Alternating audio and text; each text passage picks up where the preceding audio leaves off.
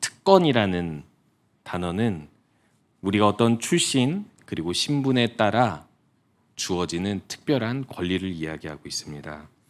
우리가 일반적으로 어떤 특권들을 누리며 살아가죠? 우리가 이 나라에서 살아가면서 우리가 가깝게 누리고 있는, 요즘에도 계속 경험하고 있는 것들이 이 코로나 관련된 것들과 밀접한 관련을 가지고 있는 특권들이 있죠. 예방, 그리고 치료, 그리고 여러 가지 방역 활동에 있어서 우리들은 어쩌면 국민으로서 누리고 있는 특권들이 상당히 많은지도 모릅니다. 물론 그것에 대한 사람들의 생각이 각각 다르지만 분명한 건 우리나라 국민으로서 우리가 가지고 있는 특권이 있고, 우리는 그 특권에 대해서 분명히 알아야지만이 그 권리를 누릴 수 있다라는 것입니다. 만약에 특권이 있지만 내가 어떤 신분인지 무엇을 누릴 수 있는지 모른다면 우리가 그 특권을 누릴 수 없겠죠. 마찬가지입니다. 그리스도인으로서 우리가 특권을 가지고 있지요. 그게 무엇일까요? 물론 하나님 나라의 그 영생의 복을 누릴 수 있다라는 특권도 있고, 또 이 땅에서 영원한 소망을 가지고 산다라는 특권도 있지만, 오늘 말씀의 근거에서 이 주제와 관련해서 이야기하자면 하나님의 자녀로서 우리에게는 기도할 수 있다라는 특권이 있습니다. 그런데 이 특권이 우리에게 어떻게 여겨지느냐에 따라 이 특권을 사용하는 것이 다르다라는 것을 우리가 본문을 통해서 살펴봐야 되는데요. 우리는 기도할 수 있는 특권이 있죠. 그러면 이 기도할 수 있는 특권을 가지고 있기 때문에 이 특권을 어떻게 사용하고 있습니까? 하나님께서는 우리를 돌보시고 보호하시는 분이시고, 우리가 기도하기도 전에 우리의 뜻을 다 아시고 우리의 머리카락 수까지도 다 세시며 공중에 나는 새를 돌보듯이 우리가 걱정하지 않아도 다 돌보시니까 우리들은 기도를 하더라도 그리 간절하게 기도하지 않아도 이 특권을 누릴 수 있는 것일까요?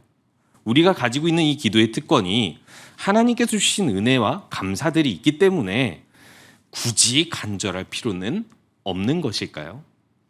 그렇다면 성경의 많은 인물들은 왜 그리도 간절하게 기도를 했을까요? 그리고 간절함 속에서 하나님의 은혜를 받는 이유는 무엇일까요? 하나님이 약 올리는 겁니까? 특권이 있는데 이 특권을 감사하지 못하니까 약 올리시는 것입니까? 물론 우리가 아직 하나님을 영적으로 밝히 보지 못하는 믿음의 부족함이 있기 때문에 하나님께서 우리가 감사를 깨닫게 하시려고 고난과 여러 가지 인내, 시련 가운데서 여러 가지 하나님의 뜻을 깨닫기 위해서 잠깐 하나님은 갈급한 심령을 갖도록 그런 여러 가지 환난, 어려운 상황에 놓이게 하실 때가 분명히 있습니다.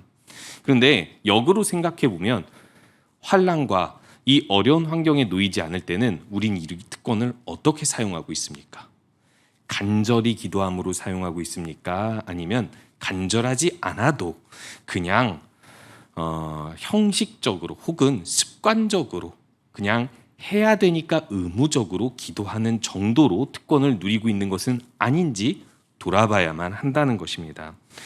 오늘은 본문에서 이 특권을 가지지 못한 사람이 등장하고 있습니다. 그 사람이 헬라인이자 수르보니게 여인으로 등장하고 있고, 마태복음에서는 이것을 좀 더 극명하게 이 유대인들이 싫어하는 낱말, 가나안 민족의 여자라고 표현하고 있죠. 이 여자는 사실 이미 유대인들은 예수님에게 받았던 그런 어떤 치유의 특권, 그 내용인 귀신 들린 딸을 가지고 있고 그 딸 때문에 예수님께 나와 간구하고 있는데, 사실 특권이 없어서인지 예수님께서 이 여인에게 반응하시는 행동을 보면 뭔가 유대인들과 차별하는 것만 같고, 또 이 여인에게 거절하고 싶어 하시고 상당히 냉정해 보이는 태도를 우리는 볼 수 있습니다. 그리고 그 예수님의 행동에 따라 이 여인의 반응이 또한 상당히 일반적이지 않고 특별하다는 것을 우리는 볼 수 있고, 그걸 통해서 오늘 주시고자 하는 말씀이 있습니다. 특권이 있는 사람들이 특권을 누리려면 그 특권이 얼마나 특별한지를 알아야 합니다. 그러면 어떻게 알 수 있죠? 특권이 없는 사람들을 보면 됩니다. 제가 어렸을 때 가장 부러웠던 게 뭔지 아십니까? 저는 구체적으로 기억이 나요. 어머니가 전도사였고 아버지가 일찍 돌아가셨기 때문에 초등학교 시절에 집에서 저녁밥은 제가 항상 혼자 먹었어요. 그러면 친구 집에서 놀다가 언제 나와야 하냐면 친구 아빠가 들어오는 그때 나와야 하거든요. 그러면 그때가 항상 노을이잖아요. 친구 집은 아파트였습니다. 그리고 아파트에서 그 친구 아빠가 들어오시는 때가 되면 저는 이렇게 나와서 아파트 베란다라고 하는 복도 창문 밖으로 다른 아파트 창문들을 보게 돼요. 그러면은 그 거실들의 불이 주황불이 종종 켜지면서 바쁘게 움직이는 어머니들이 보이고, 그리고 스멀스멀 나오는 냄새가 뭐냐면 명확하게 기억하는데 멸치볶음 냄새가 나더라고요. 저는 멸치볶음을 어렸을 때 좋아하지 않았습니다. 근데 너무 부럽더라고요. 그래서 가끔 아이들이 이 부모에 대해서 불평을 하면 저는 그게 이해가 되지 않았습니다. 매일 부모님과 저녁 식사를 할 수 있다는 것이 얼마나 감사한 일인데 이 아이들은 왜 불평할까? 이해가 되지 않았어요. 그러니까 저는 어렸을 때부터 그거를 상당히 누군가가 가질 수 있는 특권이라고 생각했었던 것 같아요. 가정 안에서의 그런 모든 것들이요. 물론 저도 어렸을 때 그것을 경험했었습니다. 그리고 그때는 그게 특권인지 몰랐죠.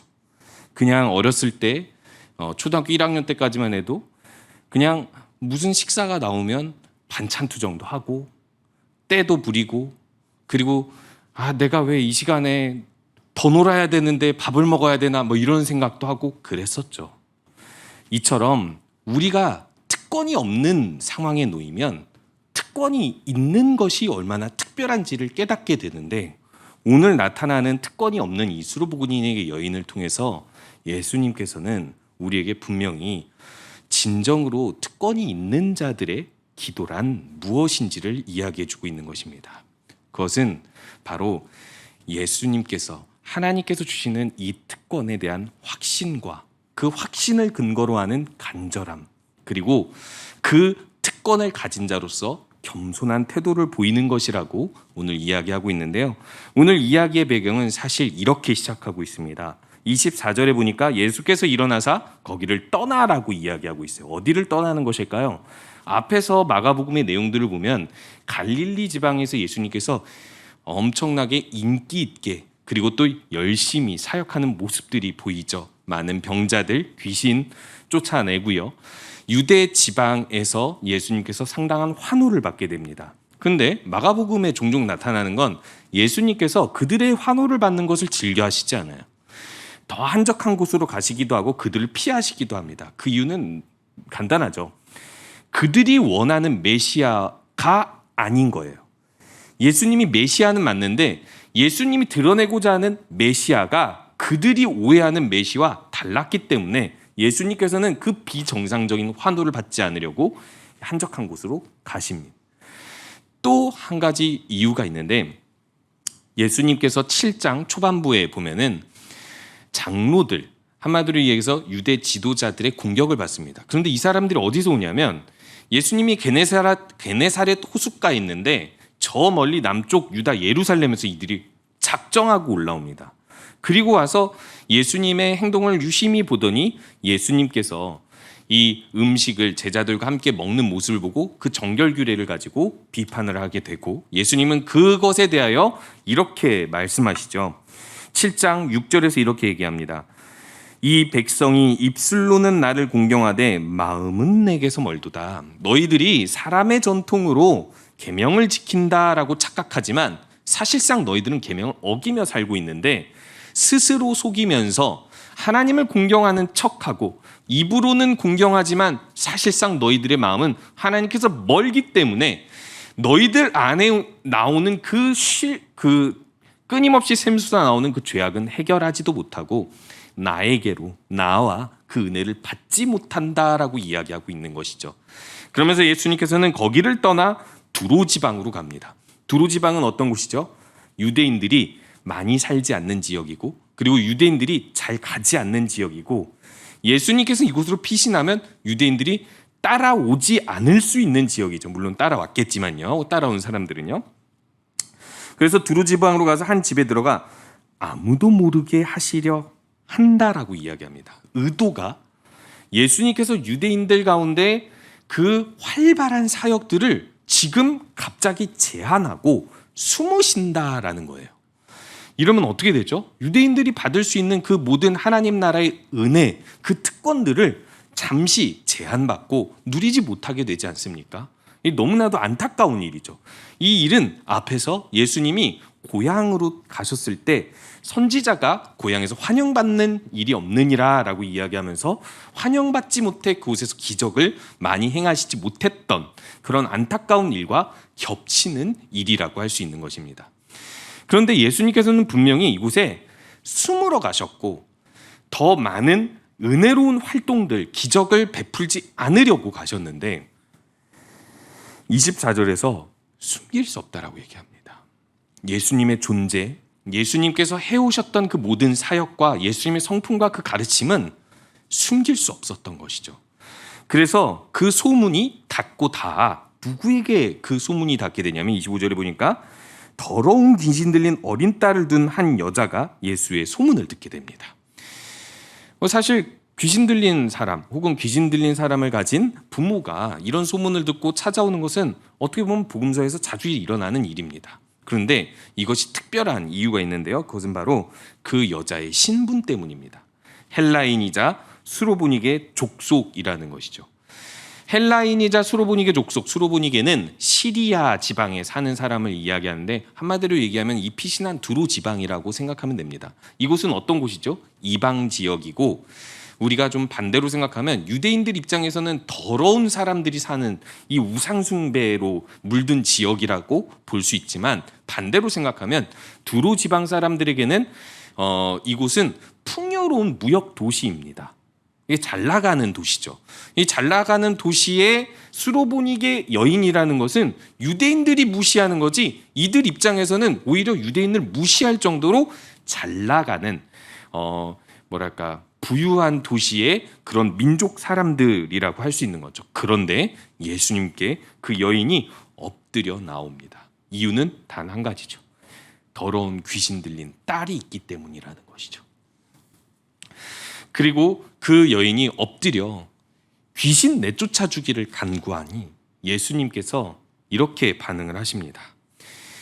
내가 자녀로 먼저 배불리 먹게 해야 될 이때에 자녀에게도 지금 떡을 베풀지 않는데 내가 개들한테 떡을 베풀 이유가 무엇이냐? 제 말로 풀어서 이야기한 겁니다.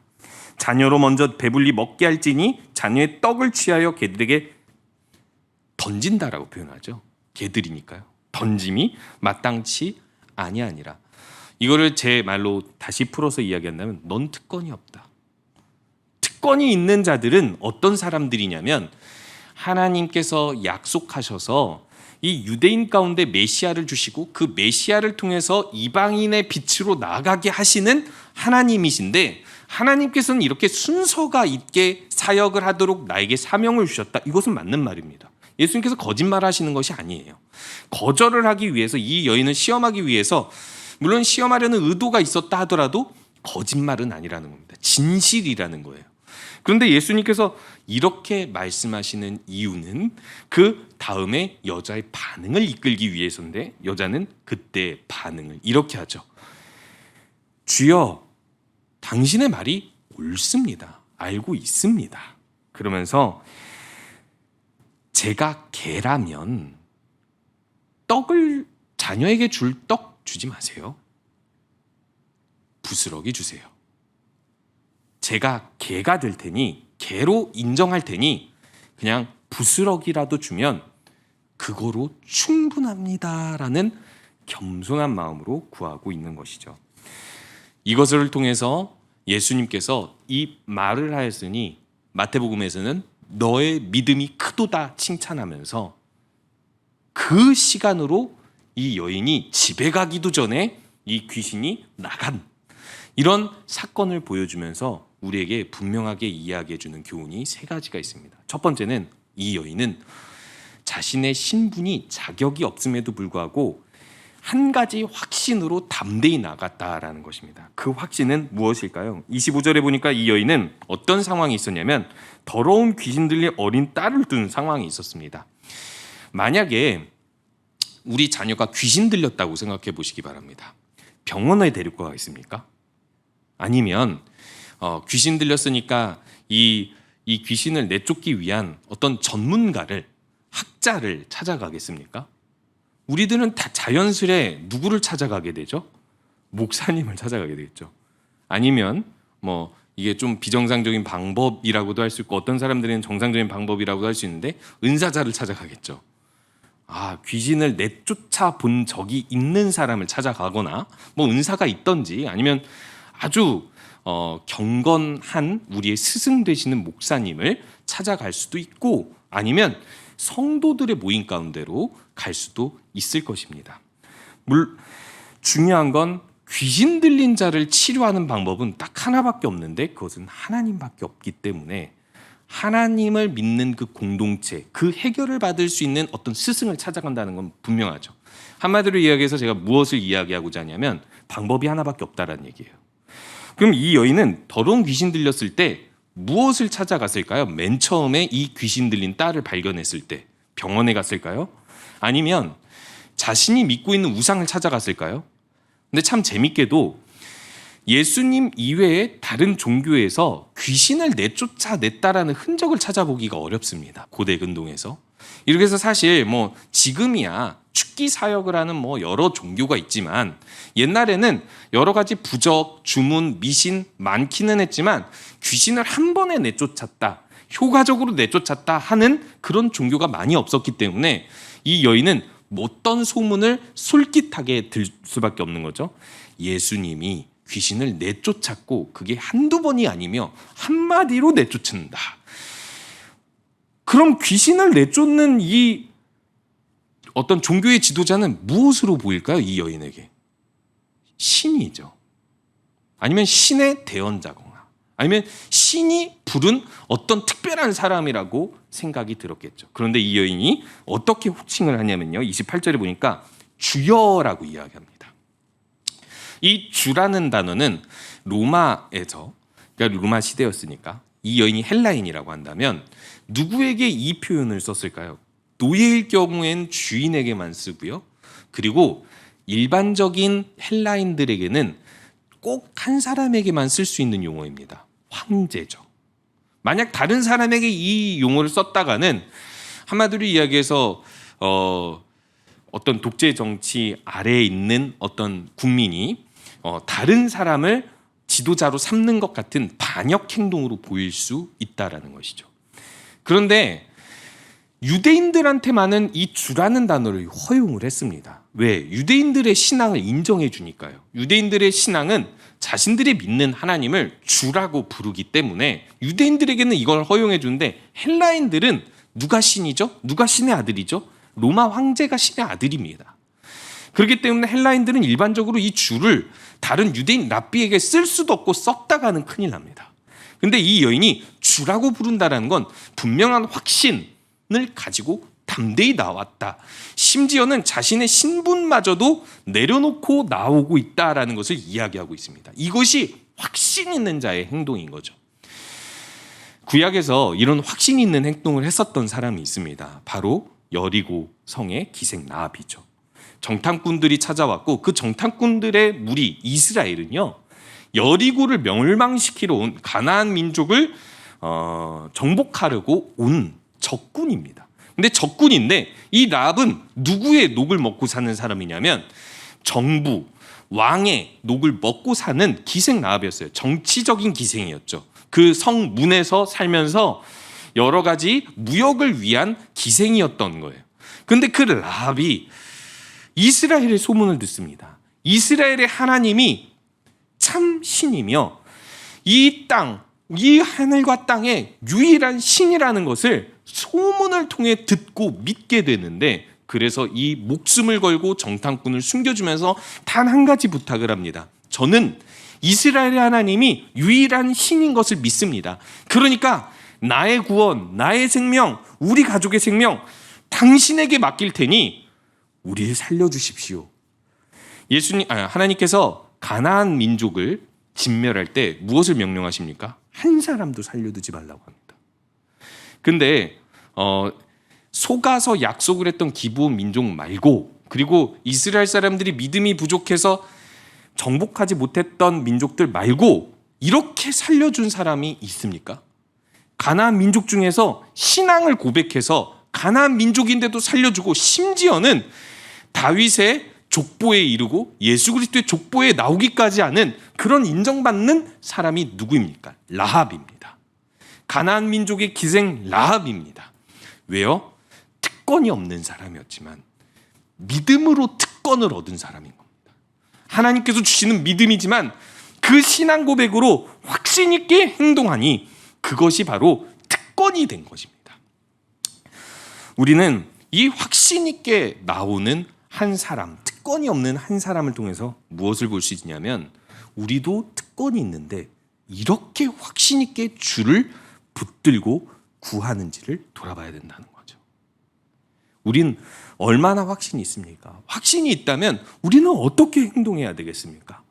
주님의 뜻이 있다면, 주님의 말씀이 있다면, 주님께서 우리가 함께 모여 기도하라는 자리가 있다면, 하나님 나라와 그 의를 구하는 것이 주님의 뜻이라면 우리들은 확신을 가지고 그 자리로 더 열심을 가지고 나와 간구할 수 있어야 하지 않을까요? 두 번째로 이 여인이 가지고 있는 것은 간절함입니다. 우리가 잘 알고 있는 내용이죠. 이 여인이 간절하기 때문에 이렇게 행동하는 것입니다. 마가복음은 단 한 번의 거절로 표현을 하지만 사실 마태복음에서는 예수님이 3번 거절합니다. 이 여인이 예수님을 향해 부르짖습니다. 다윗의 자손 예수여, 나를 구원하소서, 내 딸을 구원하소서 외칩니다. 부르짖습니다. 근데 예수님이 듣지 않고 침묵으로 거절합니다. 그러니까 제자들이 너무 시끄러우니까 예수님, 이 여인을 빨리 고쳐주고 보내주시죠. 이 제자들도 이 여인을 긍휼히 여기거나 이 여인의 신앙 고백을 보고 인정해 준 게 아니라 귀찮으니까 예수님 이번에도 능력 한번 써주시죠, 이런 뜻입니다. 근데 예수님께서 거기에서 뭐라고 이야기하냐면, 난 이스라엘의 잃어버린 양 외에 보냄받지 않았다라고 이야기를 합니다. 완전한 거절이죠. 근데 이 여인이 또다시 예수님께 엎드려 간구하고, 그때 예수님께서 안 되겠다 싶었는지 오늘 여기서 말씀하신 3번째 거절을 이야기합니다. 그건 뭐냐면, 자녀로 먼저 배불리 먹게 해야 되는데 그 자녀의 떡을 취해서 개들에게 던짐이 마땅하지 아니하니라라고 이야기하는데 참 재밌어요. 마태복음 그 이후의 내용이나 마가복음 그 이후의 내용, 이 사건 이후의 내용에서는 거의 이방 지역에서 예수님께서 활동을 하시기 시작합니다. 그러니까 이 여인을 시작으로 그렇게 활동을 하기 시작한다는 거죠. 예수님께서 이방인에게 복음을 전할 뜻이 없다라는 뜻이 아니라, 이 말의 뜻은요, 순서가 있다라는 거예요. 유대인에게 예수님께서 먼저 하나님 나라의 은혜를 베풀고 그 약속이 이루어질 때 요한복음 1장의 말씀처럼 영접지 아니하는 자들에게는 더 이상 그들에게 은혜를 베풀지 않고 어디로 가요? 이방에게로 나아가는 것입니다. 이것이 하나님께서 약속하신 예언이었기 때문에 예수님께서는 예언대로 행동하신 거예요. 그러면 이 예언대로 행동하려면 무슨 사건이 있어야 될까요? 특권을 가진 자들이 예수님을 거부하고, 특권이 없는 자들이 특권을 가지기 위해서 엎드려 나오면 되는 거예요. 근데 그 사건의 중심에 이 여인의 간절함이 있다는 것입니다. 포기하지 않고 어떤 거절에도 불구하고 자신의 신분이 거부당할 만한 신분임에도 불구하고 살려주세요 라고 하는 겁니다. 우리가 가지고 있는 간절함은 어떠한 간절함입니까? 가끔 우리들은 왜 간절히 기도하세요? 라고 질문하면 이렇게 답합니다. 기도 응답받으려고요. 기도 응답받기 위해서 간절하면, 그럼 응답이 없으면 간절하지 않습니까? 그러면 내가 응답받고 싶은 기도 제목이 없으면 간절하지 않아도 되는 것입니까? 아니죠. 우리들이 간절해야 되는 이유는 딱 하나입니다.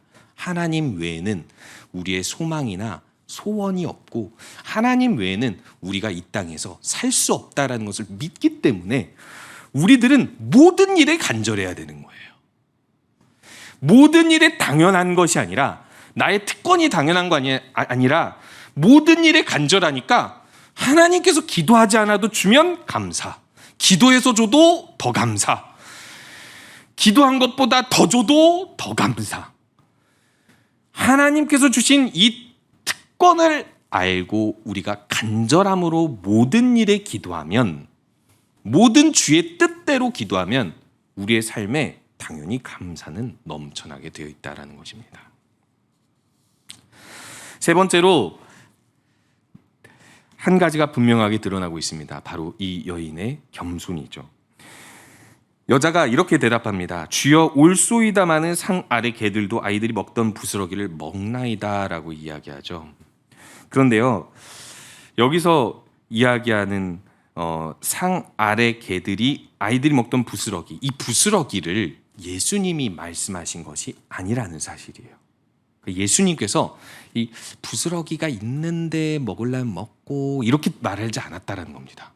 예수님께서는 부스러기라는 내용을 아예 얘기하지 않고 자녀들에게 줄 떡이 있는데 그것을 취하여 이방인들한테 주지 않겠다라고 뭔가 거절하듯이 완전히 어떤 가능성이 없는 것처럼 이야기하시지만, 이 여인은요, 자신이 개라는 것을 인정해요. 자신이 떡을 먹을 만한 자격이 없는 사람이라는 것을 인정하면서 예수님께 뭐라고 나오냐면, 그럼 이렇게 생각해 봅시다. 제가 개라고 했을 경우 전 떡을 전혀 못 먹습니까? 아니요. 유대 지방에서 개들이 떡을 먹을 수 있는 경우가 있습니다. 개들은 보통 애완견으로 우리나라처럼 기르지 않았고 좋은 짐승으로 여겨지지 않았습니다. 그렇기 때문에 개들은 이 떠돌면서 들개로서 이렇게 음식을 주워 먹고 다녔는데, 생각해 보니까 우리 현대에 비교하자면 비둘기와 같지 않았을까라는 생각이 들더라고요.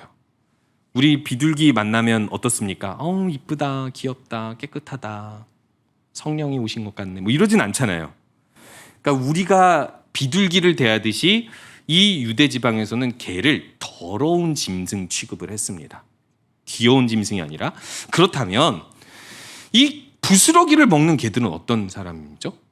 그러니까 개들이 이 부스러기를 먹으려면 자비롭고 은혜로운 모든 짐승을 사랑하고 이 떠도는 짐승을 긍휼히 여기는 한 주인이 자기 자녀가 떡을 먹다가 떨어뜨린 그 상 아래 부스러기를 주워서 개한테 던진다는 게, 이 단순히 개를 이렇게 더러운 짐승 취급해서 정도가 아니라 개지만 은혜를 베푸는 거예요. 개라는 존재에게 은혜를 베푸는 한 주인을 이야기하고 있는데, 이 여인이 상상하는 게 뭐냐면, 그래요, 저는 개와 같습니다. 왠 줄 알아요? 이 귀신 들린 딸에 대한 책임이 자신에게도 있기 때문인 것이죠.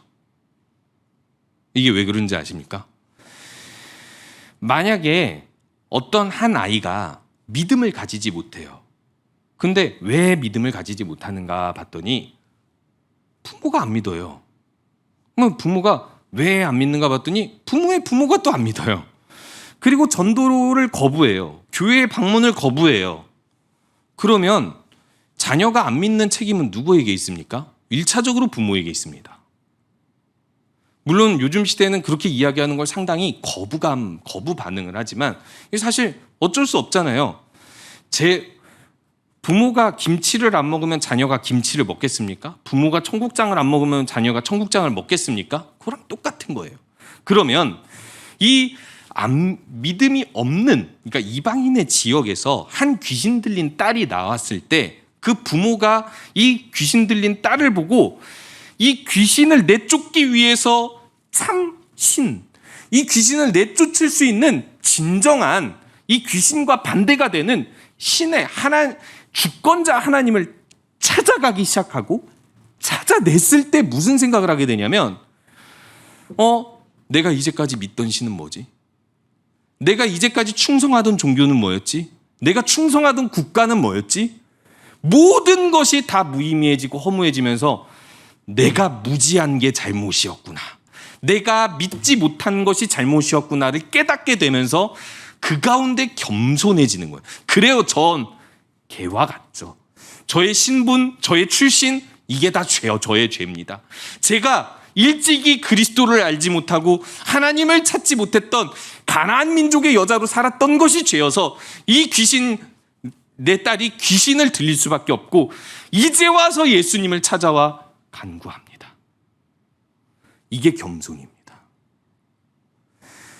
그래요. 저는 자격 없는 개지만 그저 이 자격 없는 자로서 하나님의 은혜를 구합니다. 개에게 던지는 부스러기일지라도 은혜를 주시옵소서. 그거면 충분합니다라고 간구하는 것이 바로 이 여인의 겸손한 기도인 것입니다. 이 여인은 특권이 없는 자였지만 결국 예수님께서 이 말을 하였으니라고 이야기하면서 특권이 이제 있다라고 말씀하십니다. 너무나 은혜로운 순간이죠. 우리들은 이 은혜로운 순간을 거쳐왔습니다. 그렇다면 우리가 이 여인의 간절함을 가지고 있는지, 겸손함을 가지고 있는지, 이 확신을 가지고 주님 앞에 나오는지 돌아보면 우리가 이 특권을 정말 제대로 누리고 살고 있는지를 알 수 있을 것입니다. 우리가 이제는 이 특권을 누리며 살 때입니다. 더 간절히 주님께서 주시는 부스러기라도, 그 부스러기 은혜라도 충분합니다라고 하며 나오는 우리 모든 성도님들 되시기 바랍니다.